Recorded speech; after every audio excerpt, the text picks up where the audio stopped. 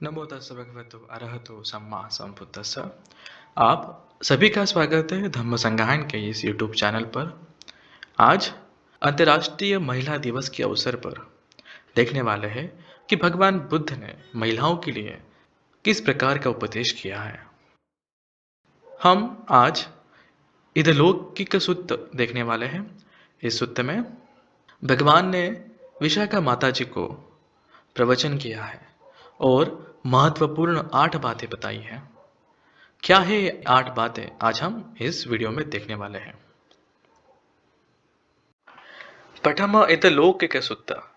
पठम इत लौकिक सूत्र हे सूत्र भगवान ने श्रावस्ती में मिगार माता यानी विशाखा उपासिका को बताया था। जिस प्रकार है पठम इत लौकिक सूत्र है, उसी प्रकार से द्वितीय इत लौकिक सूत्र। इस सूत्र में सारी बातें तो वही है, पर यहाँ बुद्ध ने विशाखा उपासिका को जो बताया वैसा ही भिक्षुओं को भी बताया। भगवान बुद्ध इस सूत्र में कहते हैं, चतुहि को विशाखे धम्मे ही समन्नागतो मातुकामो इध लोक विजयाय पटिपन्नो होति अयंस लोको आरब्धो होति कतमे ही चतुहि इध विशाखे मातुकामो सुसविहित कम्मन्तो होति संगहित परिजनो भत्तु मनापम चरति संभतंग अनुरक्षति। अभी हम देखेंगे कि इसका अर्थ क्या है। बुद्ध ने ये जो 4 बातें बताई, इसका विस्तार में क्या अर्थ होता है। यहाँ पे भगवान कहते हैं कि जिस स्त्री में ये 4 बातें होती है वे इस लोक में तो विजय पाते हैं और उसी के साथ काफ़ी लोगों को प्रसन्न भी करते हैं। वो कौन सी 4 बातें हैं? जो स्त्री अपने कर्मों में काफ़ी भली भांति व्यवस्थापिका होती है, वेल अरेंज होती है।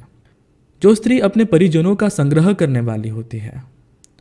जो स्त्री अपने पति की इच्छा के अनुकूल आचरण करने वाली होती है तथा अपने पति ने कमाए हुए धन की अच्छी तरह से रक्षा करती है। ये 4 बातें बुद्ध ने यहाँ बताई है। कथंच विशाखे मातु गामो सुसविहित कम्म तो होते। बुद्ध यहाँ पे कहते हैं कि विशाखे सुसविहित कम्मन तो यानी क्या? इध विशाखे मातु गामो ये ते भत्तु अभ्यंतरा कम्बंता उर्णाती वा कप्पा साती वा तत्त दखा होती अनलसा तत्र उपायाय विमंसाय समन्नागता अलंकांतुं अलंग संविधांतुं एवं को विशाखे मातुगामो सुसविहित कम्म तो होते। यहाँ पे बुद्ध कहते हैं, चाहे उनका काम हो या चाहे कपास का काम हो, भगवान ने उस समय के उदाहरण देते हुए कहा है कि चाहे कोई भी काम हो, स्त्री उसमें दक्ष होती है, उसमें अनलसा, उसमें कोई भी प्रकार का आलस नहीं दिखाती है, काफी कुशल होती है और उनको करने में समर्थ होती है, चाहे कोई भी काम हो। ऐसी उपासिका हमेशा अपने कामों में सुव्यवस्थाई होती है, सुव्यवस्थापिक होती है, वेल अरेंज होती है और काफी कुशलता से अपने सारे काम करती है। आगे भगवान कहते हैं, कथंच विशाखे मातु कामो संगहित परिजनो होती। यहाँ पे भगवान कहते हैं कि कैसे स्त्री अपने परिजनों का संग्रह करने वाली होती है। जो स्वामी के घर में यानी अपने पति के घर में जो भी कर्मचारी है, दास है, नौकर है, उनके बारे में हमेशा जानकार रहती है। कतंच अकततो जानाते, उनकी व्यवस्था करती है, उनके बारे में, उनकी परेशानी या कुशल मंगल के बारे में हमेशा जानकारी रखती है। उनको योग्य प्रकार से भोजन तथा खाने की व्यवस्था कराती है। बीमार होने पर उन्हें औषधियाँ देती है। इस प्रकार जो स्त्री अपने परिजनों का संग्रह करने वाली होती है, वो इस लोक में विजय प्राप्त करने वाली होती है। कथंच विशाखे मातुगामो भत्तुंग मनापम चलती, कि किस प्रकार से स्त्री अपने पति के इच्छा अनुसार अपना जीवन यापन करती है। जैसे कोई स्त्री अपने स्वामी के इच्छा के अनुकूल ही आचरण करती है, उसके प्रतिकूल आचरण मरने पर्यंत भी नहीं करती है, वही स्त्री इस जीवन में सुखी होती है। उसी प्रकार भगवान आगे कहते हैं कि कथंच विशाखे मातुगामो संभतंग अनुरक्षति।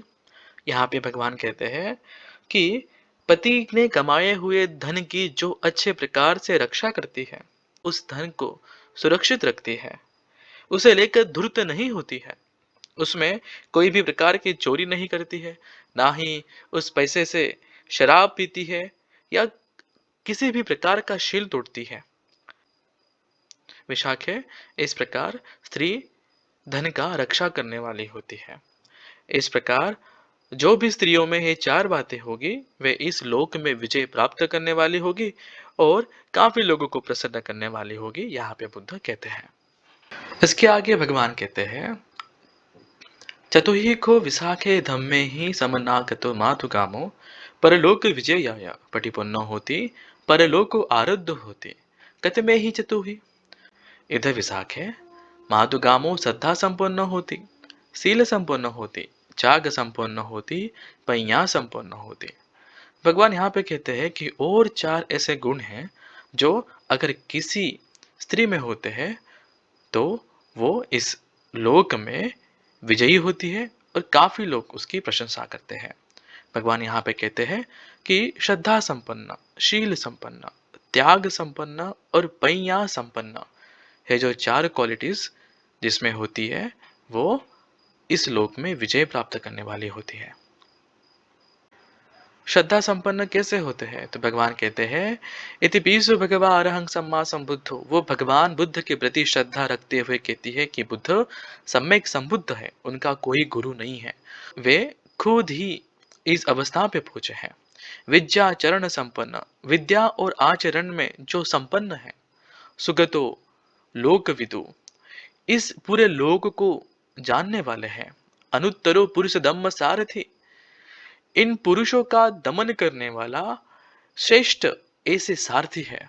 सत्ता देव मनुष्यानंग, देव और मनुष्य के जो शास्ता है। बुद्धो भगवाती, ऐसे भगवान है। इस प्रकार से बुद्ध में श्रद्धा रखती है, ऐसे ही कोई स्त्री श्रद्धा संपन्न हो सकती है। आगे कहते हैं बुद्ध कि कैसे कोई शील संपन्न हो सकता है, जो पाणातिपाता पटि वीरत होती, जो प्राणी हिंसा से दूर रहता है। उसी प्रकार अदिन्यदाना वेरमणि, चोरी से दूर रहता है। काम सुमिच्छाचारा वेरमणि, व्यभिचार से दूर रहता है। मुसावादा वेरमणि, झूठ बोलना चुगली से दूर रहता है। वैसे ही सूरा मेरे मज्जे पमाद ठाना पटि वीरत होती, किसी भी प्रकार के मादक पदार्थ का सेवन करने से दूर रहना, इसे ही शील संपन्न कहा गया है। ऐसे ही कोई स्त्री शील संपन्न हो सकती है। आगे, कोई त्याग संपन्न कैसा हो सकता है? जो भी स्त्री दान देती है, मुक्त हस्त से दान देती है, त्याग करती है, दूसरों के भले के लिए कुछ दान देती है, वही त्याग संपन्न होती है। और आखिर में पय्या संपन्न यानी क्या? पय्या किसे कहा गया है? पय्या यानी 3 लक्षणों का अभ्यास करना, दुख, अनिच्छ, अनंत, जो कि विपස්සना है। और विपස්සना के अभ्यास के जरिए हम अविद्या को दूर करेंगे।